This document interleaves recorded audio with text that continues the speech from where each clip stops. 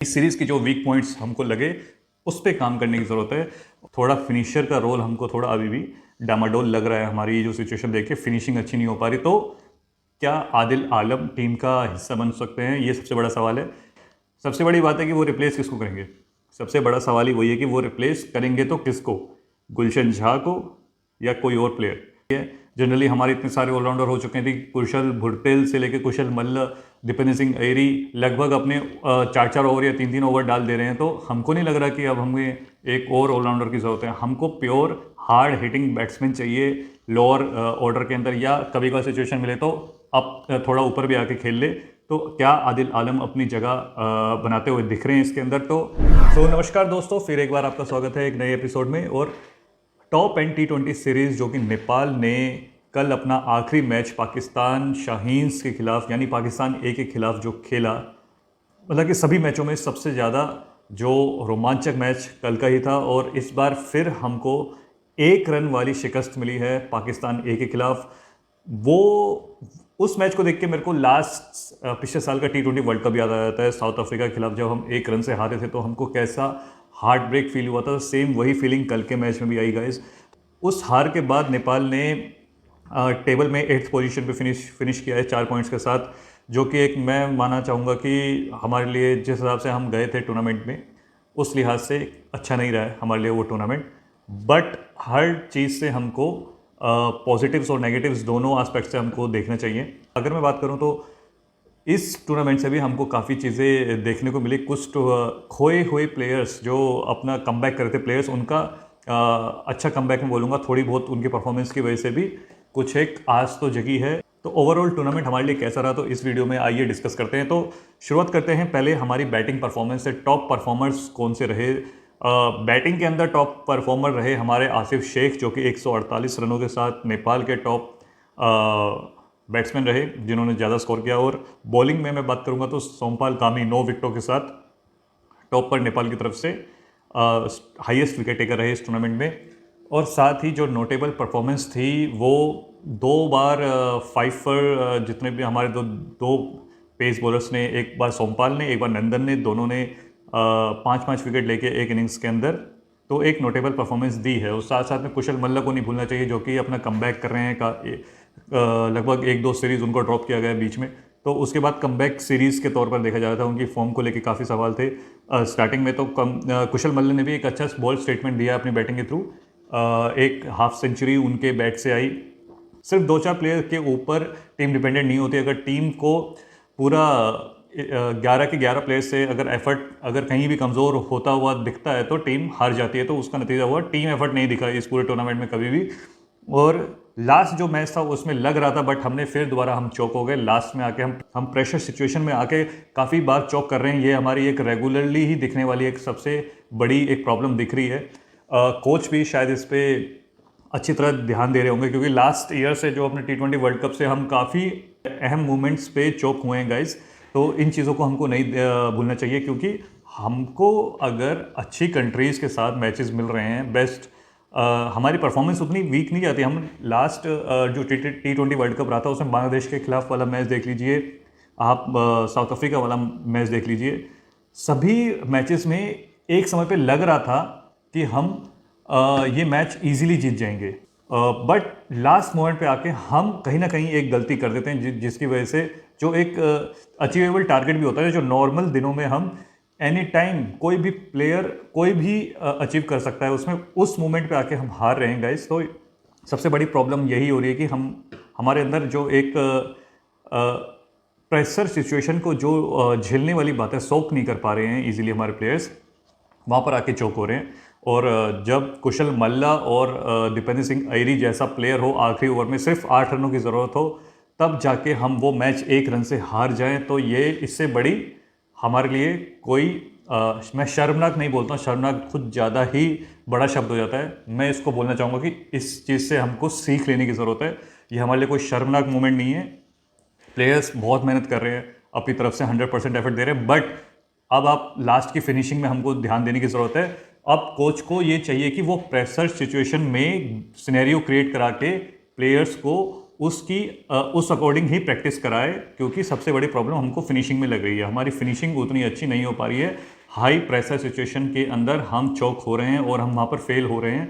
तो सबसे इंपॉर्टेंट अगर मेरे को अभी लग रहा है T20 के अंदर वही है, जिस टीम ने या जिस प्लेयर ने प्रेशर को अच्छी तरीके से अगर सोक कर लेगा तो वही उस दिन का मैच विनर रहता है गाइज। तो शुरुआत में हमने अच्छा टेम्परामेंट दिखाया, प्लेयर्स ने मतलब कि रोहित पौडेल ने काफ़ी सदी हुई तरीके से स्लो स्टार्ट करते हुए भी एक टाइम पे हमको लग भी नहीं रहा था कि हमारे पहले 10 ओवर का गेम देख लो तो लग नहीं रहा था कि हम उतना वो चेज कर भी पाएंगे, उसके नज़दीक पहुंच भी पाएंगे। बट 10वें ओवर के बाद से जो गेयर शिफ्ट किया था प्लेयर्स ने, वही नतीजा दिखाता है कि आपने कितनी अच्छी तरीके से आपने कंडीशंस को समझ गए हैं, बॉलर्स को समझ लिया है।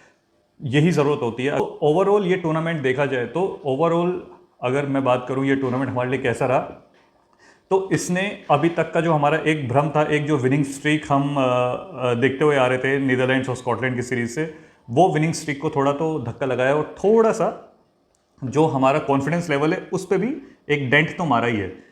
कॉन्फिडेंस लेवल पे डेंट इसलिए पड़ा है कि जो हम अपनी परफॉर्मेंस को कैरी करते हुए लेके जाने वाले थे ऑस्ट्रेलिया के अंदर, वो मोमेंटम हमको नहीं मिला वहाँ पर। शुरुआत के ही 3 मैच हम लगातार हारे, उसके बाद में 2 जीत निकली, फिर लास्ट वाला हारे हम, जो कि बिल्कुल एक मैं बोलूँगा कांटे की टक्कर थी और one of the best team in this tournament. तो पाकिस्तान एक कोई छोटी मोटी टीम नहीं है, लगभग आधे से ज़्यादा प्लेयर्स सभी नेशनल T20s खेल चुके हैं।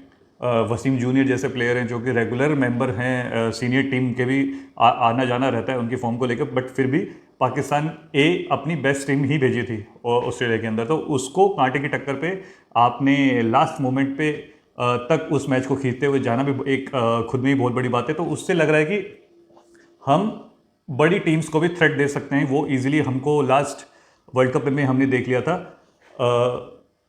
बट हमें बड़ी टीम और छोटी टीम में फ़र्क इतना होता है कि जो हमने देखा प्रेशर सिचुएशन के अंदर बड़ी टीम इजीली सोक करके अपने आप को काम रख के अपने प्लान्स को एग्जीक्यूट करती है, जबकि हम उसी जगह पे फेल हो जाते हैं या चौक कर जाते हैं।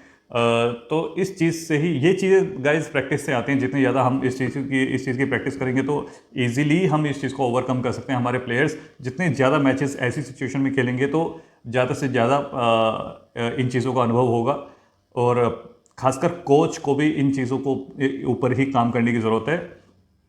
आप कोचिंग में ज़्यादा कुछ नहीं सिखा सकते प्लेयर्स को, बस मेंटेलिटी का गेम है। मेंटल स्ट्रेंथ को कैसे बरकरार रखा जाए उस सिचुएशन के अंदर जो फोकस है वो इसी चीज़ के ऊपर रहना चाहिए नेपाल की टीम के पॉइंट ऑफ व्यू से। अब दिख रहा है जो सितंबर में अब बायलैटरल सीरीज है हमारी, जो हिस्टोरिक वेस्ट इंडीज़ के साथ जो T20 की 3 मैचों की सीरीज़ है UAE में खेलने वाले हम, तो उसकी थोड़ी प्रिपरेशन रहेगी और प्लस इस सीरीज़ की जो वीक पॉइंट्स हमको लगे उस पर काम करने की ज़रूरत है। और मेरे ख्याल से 1-2 प्लेयर रिप्लेस हो सकते हैं। बेस्ट थोड़ा फिनिशर का रोल हमको थोड़ा अभी भी डामाडोल लग रहा है। हमारी ये जो सिचुएशन देख के फिनिशिंग अच्छी नहीं हो पा रही, तो क्या आदिल आलम टीम का हिस्सा बन सकते हैं, ये सबसे बड़ा सवाल है।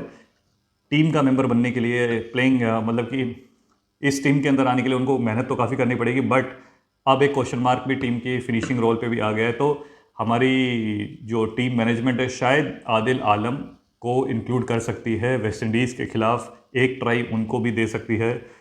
इस चीज़ के ऊपर हमको नज़रें बनाई रखनी होगी। बट सबसे बड़ी बात है कि वो रिप्लेस किसको करेंगे।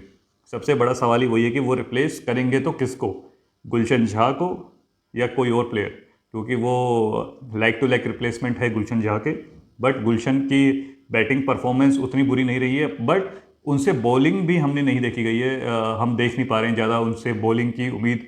अगर टीम कैप्टन उनसे बॉलिंग के बेस पे उनको नहीं रख रहा है, बस बैटिंग के बेस पे उनको जगह मिल रही है। जनरली हमारे इतने सारे ऑलराउंडर हो चुके थे, कुशल भुरतेल से लेकर कुशल मल्ल, दीपेंद्र सिंह ऐरी लगभग अपने 4-4 ओवर या 3-3 ओवर डाल दे रहे हैं। तो हमको नहीं लग रहा कि अब हमें एक और ऑलराउंडर की ज़रूरत है। हमको प्योर हार्ड हिटिंग बैट्समैन चाहिए लोअर ऑर्डर के अंदर, या कभी कभी सिचुएशन मिले तो अब थोड़ा ऊपर भी आके खेल ले। तो क्या आदिल आलम अपनी जगह बनाते हुए दिख रहे हैं इसके अंदर, तो यह भी एक बहुत बड़ा सवाल है।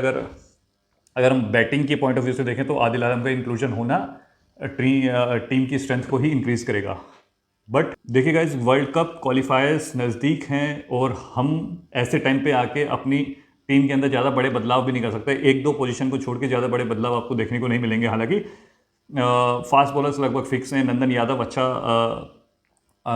अच्छा परफॉर्म कर रहे हैं। सोमपाल अपनी लय बरकरार रखी हुई है। करण केसी भी इन और आउट हो रहे हैं टीम के अंदर। आपका जो सवालिया निशान जिसके ऊपर बन रहा है तो वो एक फिनिशर के रोल के ऊपर दिख रहा है। दीपेंद्र सिंह आयरी के बैट से शुरू के मैचेस में उतने कुछ हमको देखने को नहीं मिला, बट लास्ट में उन्होंने कुछ छोटी मोटी परफॉर्मेंस देके अपना बैटिंग का जो एक रोल है थोड़ा बहुत निभाया है तो ज़रूर है। बॉलिंग से अच्छा परफॉर्म कर रहे हैं, फील्डिंग से तो ऑब्वियसली हमेशा हर दिन अच्छा परफॉर्म करते हैं, बट बैटिंग थोड़ा उनका बल्ला थोड़ा शांत था कुछ दिनों से। तो गाइज ओवरऑल टूर्नामेंट हमारे लिए ठीक ठीक रहा। जैसा हमने सोचा था वैसा रिजल्ट हम नहीं निकाल पाए। कोच उससे संतुष्ट तो बिल्कुल नहीं होंगे, और हर मैच में उन्होंने देख लिया कि पहले 2 मैच में ज़्यादा रिजल्ट नहीं आ रहे तो उन्होंने फुल